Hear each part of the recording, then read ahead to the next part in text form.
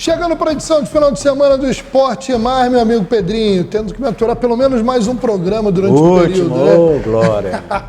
A gente vai falar no programa de hoje sobre Copa América, Eurocopa, Campeonato Brasileiro, Clubes Menores do Rio de Janeiro e também esporte nas cidades. Vem com a gente, está começando o Esporte Mais.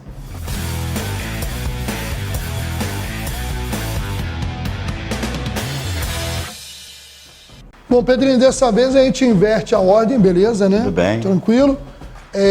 A gente tá brincando aqui que ele vai ficar um tempo, né, sem a minha participação, é porque eu sou pré-candidato a vereador em Teresópolis e com isso terei que me ausentar aqui durante os próximos 3 meses do comando chinelinho, do Esporte Mais. É o famoso chinelinho. Quem me dera. Colocar o chinelinho, ficar na varanda de casa, pegando muita um ar. sola de sapato que me espera. Muita sola de Compra sapato. logo uns 3 tênis aí, bem macios. Mas aí a gente em outubro volta, se Deus quiser. Mas daqui a pouquinho a gente fala mais disso, porque agora a gente vai, no programa de hoje, começar de outra maneira. Em vez de falar de Brasileirão, nós vamos falar de Copa América, porque é a semana de jogos do Brasil. O Brasil estreou segunda e volta a campo nessa sexta. Então a gente vai falar justamente com a tua opinião aí sobre o que está desenrolando nessa Copa América e também sobre o primeiro jogo e a expectativa desse jogo do Brasil hoje. Vamos lá falar da Copa América, vamos confirmar aí como andam os grupos. Segunda rodada já realizada pelo grupo A, a Argentina segue líder, a melhor campanha da competição, 100% de aproveitamento e sem tomar gols, venceu o Chile por 1-0, lidera o grupo. O Canadá venceu o Peru por 1-0 e vai decidir a vaga na última rodada num jogo direto contra a equipe do Chile. No grupo B, a situação embolada. A Venezuela surpreendeu todo mundo, ganhando mais uma, depois de ganhar do Equador, venceu do México, vai jogar na última rodada com a Jamaica, praticamente eliminado o time jamaicano, e México e Equador vão se enfrentar. Então a Venezuela, a grande surpresa da primeira fase no grupo B. No grupo C, falei da Argentina, esqueci do Uruguai, né? Melhor campanha, na verdade, não é da Argentina, porque no saldo de gols, quem também está 100% e arrasador no ataque, principalmente aí com grandes atuações do Darwin Núñez, é o Uruguai, que massacrou a Bolívia por 5-0 e praticamente garantiu a vaga. E a outra vaga ficando entre Estados Unidos e Panamá, os donos da casa perderam para o Panamá por 2-1 e se complicaram na briga pela vaga.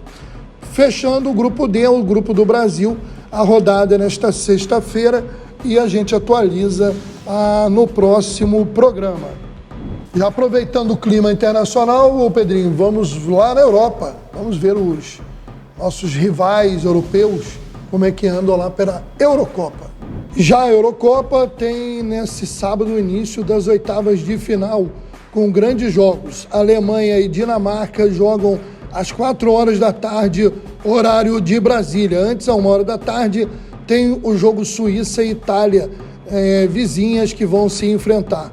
No domingo, o primeiro jogo, à 1 da tarde, até então decepcionante, Inglaterra contra a Eslováquia, e 4 da tarde, uma das favoritas, a Espanha, contra a surpreendente Geórgia. São os jogos do final de semana da Eurocopa. Momento agora de destacar o esporte nas cidades. A gente vai acompanhando o que está acontecendo aí. Teresópolis, Guapimirim, Magé, Rio das Ostras e outras cidades. A gente traz aqui no Esporte Mais. No último sábado, dia 22 de junho, 7 atletas das equipes da Natação do Mar e da Resenha de Águas Abertas aceitaram a missão de nadar da Praia da Boca da Barra, em Rio das Ostras, até a Praia de João Fernandes, em Búzios. Um percurso de cerca de 25 quilômetros, que foi cumprido em 6 horas e 48 minutos, de muitas braçadas pelas equipes. O Arthur Pedrosa, que é nadador e árbitro da Confederação Brasileira de Desportos Aquáticos, e a Luciana Moreira, que é árbitra internacional de desafios no mar, oficializaram o percurso dos atletas Pedrosa e Arthur Ferreira. Esse último atleta de apenas 16 anos, bolsista do programa Bolsa Atleta da Prefeitura de Rio das Ostras.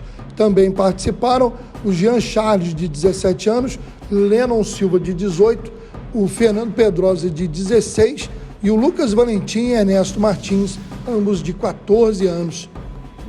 Atleta bolsista do programa Bolsa Atleta da Prefeitura de Rio das Ostras, Murilo Nascimento, se destacou em competição nacional de vôlei de praia realizada em Cuiabá, no Mato Grosso, competindo com o cabofrense Matheus Cordeiro. Eles ficaram aí numa 17ª colocação geral, mas venceram a equipe de São Paulo e seguem aí brigando para melhorar a posição no ranking. A próxima etapa será em São Luís do Maranhão. Pedrinho, agora eu quero que você fale pra gente do Brasileirão. Teve jogo, vai ter jogo, então o Brasileirão não para por causa de Copa América, até porque a maioria dos jogadores não atuam no futebol brasileiro, né, Pedrinho? Ao contrário, eu estava tentando lembrar outro dia... Mas o Flamengo foi o grande prejudicado, grande prejudicado. O Palmeiras perdeu alguns jogadores, né? Sempre tem prejuízo, mesmo quem não sai, até para o espetáculo. Você imagina, né? Para o Flamengo perder 2 jogadores do Quilate, do Arrascaeta e do De La Cruz.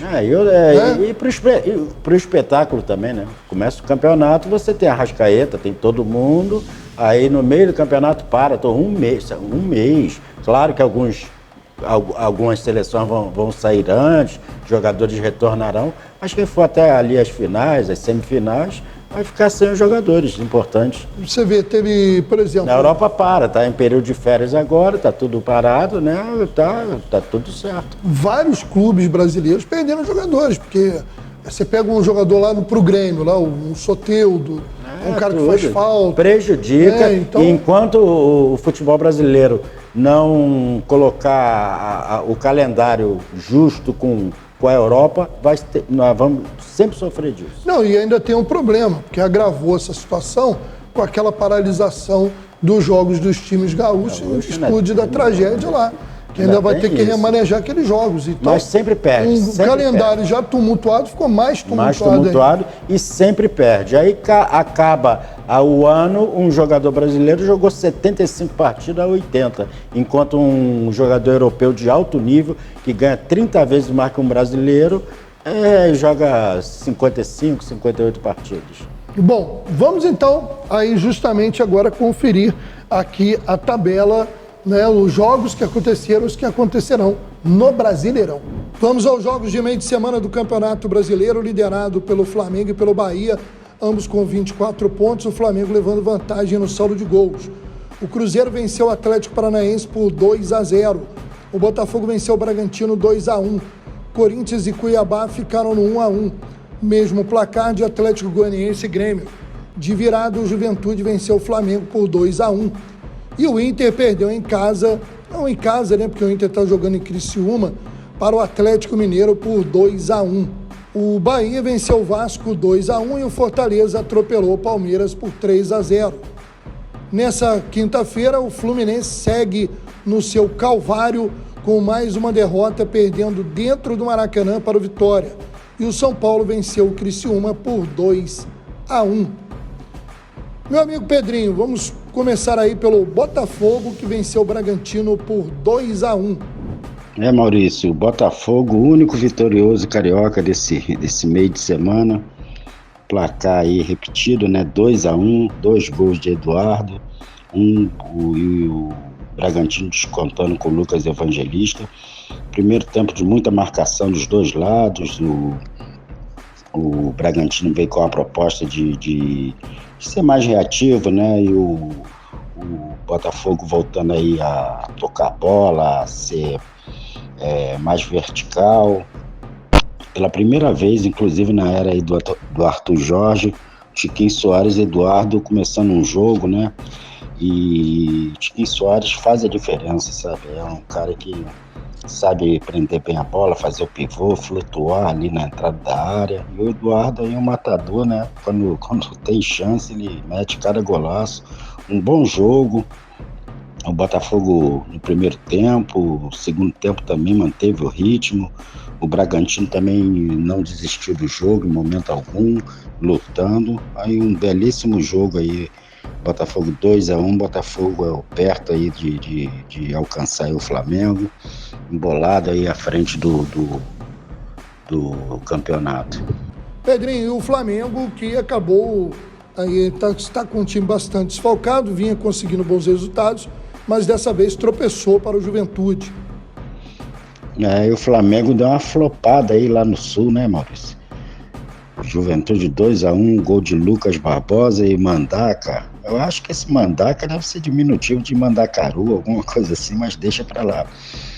E o gol de Pedro aí de peito, né? Juventude fez um bom primeiro tempo, o Flamengo teve alguma oportunidade, o Juventude jogando em casa, um time parece forte, marcando bem, o Flamengo sem muitas alternativas.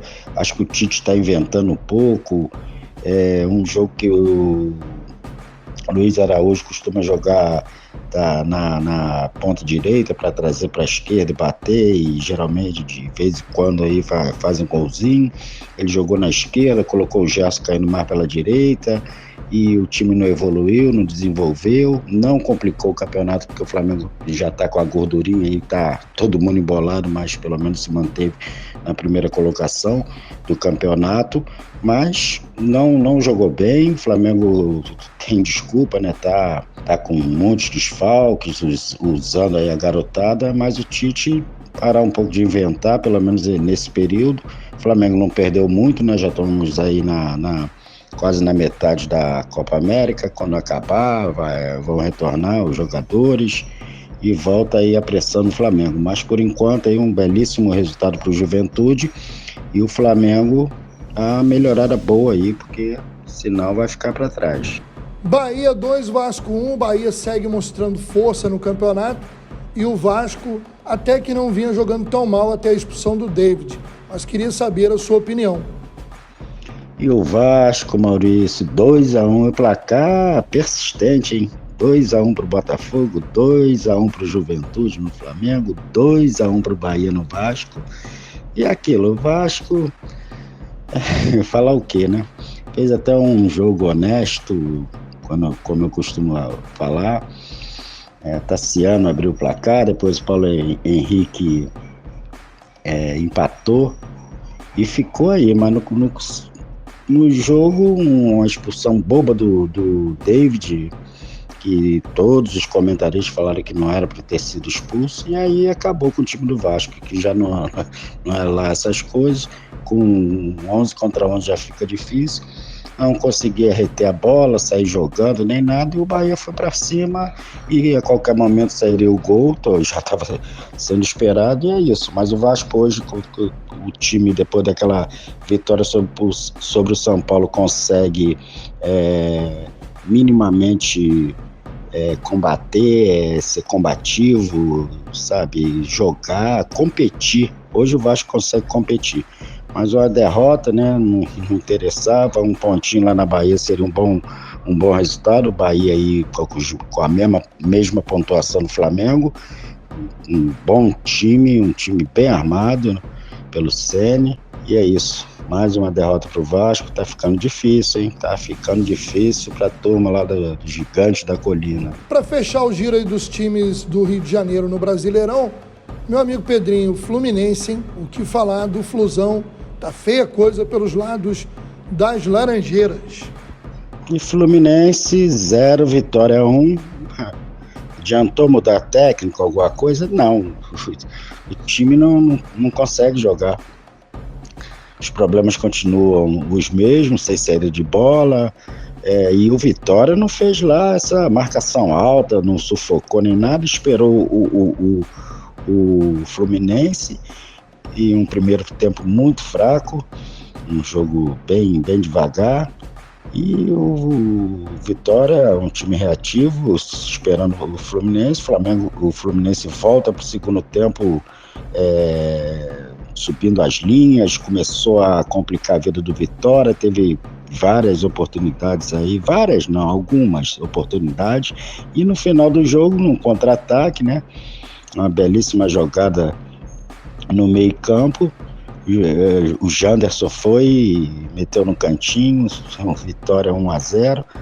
O Fluminense tem que melhorar muito, eu não sei, sabe, o time fica sem rumo, tinha um esquema de jogo montado, tem desfalque, o André faz falta, fulano faz falta, mas é com esse que eu vou. O time tá ali, o Marcão não vai fazer mágica, eu não sei o que tá havendo, em termos de salário, essas coisas, eu acho que tá tudo em dia, mas tem um problema sério, parece que o time não desenvolve. O Cano hoje joga praticamente de volante, não é 9, 10 jogos sem fazer gol, a bola não chega no ataque, o Fluminense não tem mais o poder de segurar a bola, de tocar a bola.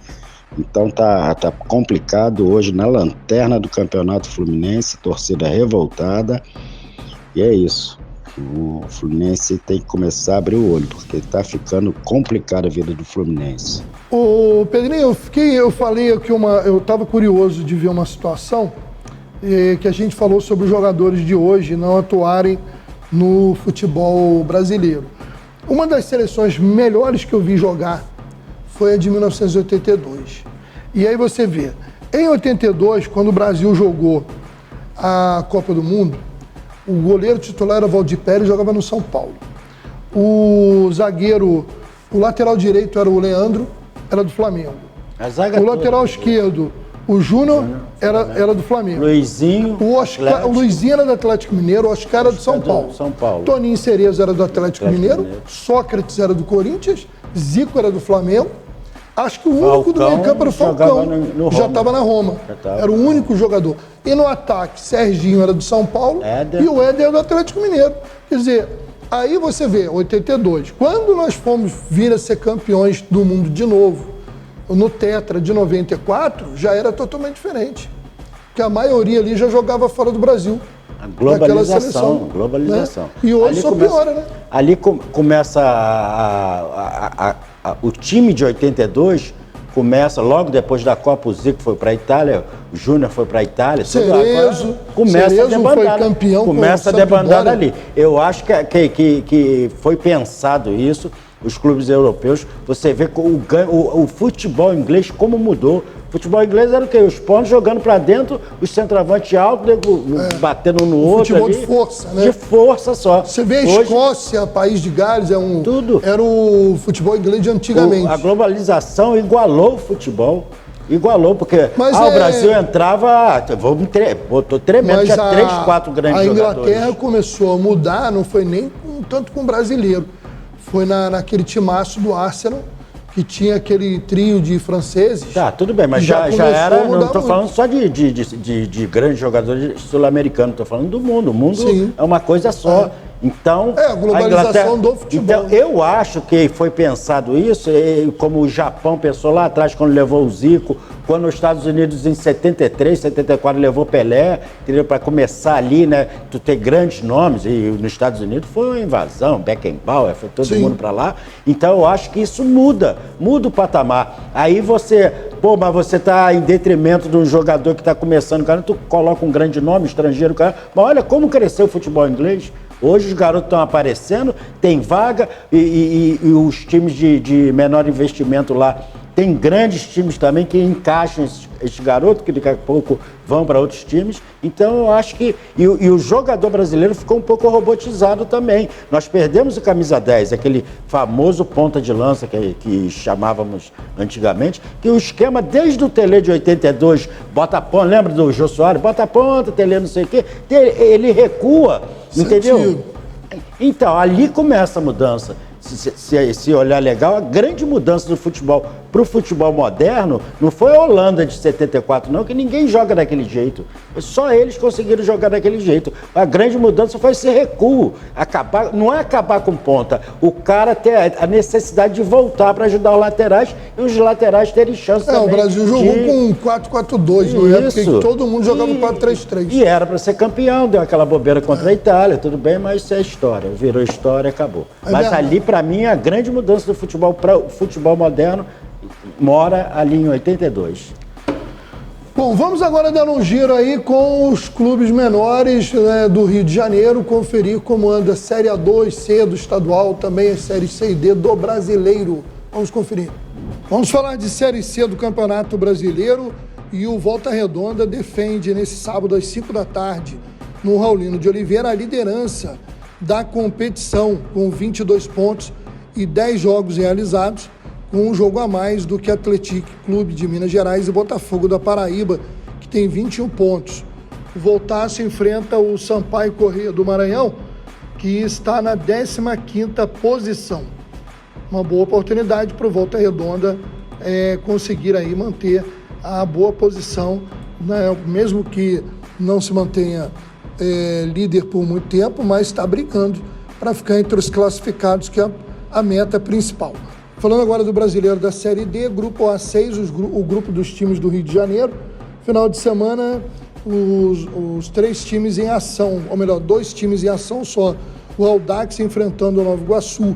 Isso porque a Portuguesa só enfrenta o Itabuna na quarta-feira, lá na Bahia. A liderança do grupo é do Nova Iguaçu, com 19 pontos. A Portuguesa é a terceira colocada, com 18. Se vai mal no Campeonato Brasileiro da Série D, no Campeonato Estadual da Série A2, o Audax vem aí cumprindo boa campanha.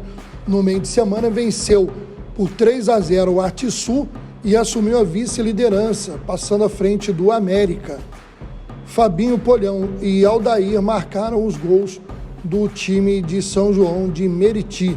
Falando em América, o Eduardo Alax, experiente treinador de futebol, assume o América após a demissão de Marcos Alexandre. O América começou bem com 3 vitórias, já está 3 jogos sem vencer, e o Marcos Alexandre acabou demitido após a derrota para o Duque de Caxias. Bom, chegando ao final do programa, meu amigo Maurício, Pedrinho. boa sorte, tudo Valeu, de bom. meu amigo. Estamos aqui torcendo e se der para ajudar, vamos ajudar, e é isso. Lembrando, então, a gente na condição de pré-candidato a vereador lá em Teresópolis, a gente hoje está se afastando aqui, né, por um período aí, até depois das eleições a gente está de volta, independente de resultado, a gente retorna. Vai dar certo. Mas a gente quer agradecer a companhia de vocês sempre aqui. Lógico, o Esporte Mais não acaba, né? Ele só vai ter uma mudança no comando e no formato aí durante esse período, tá certo?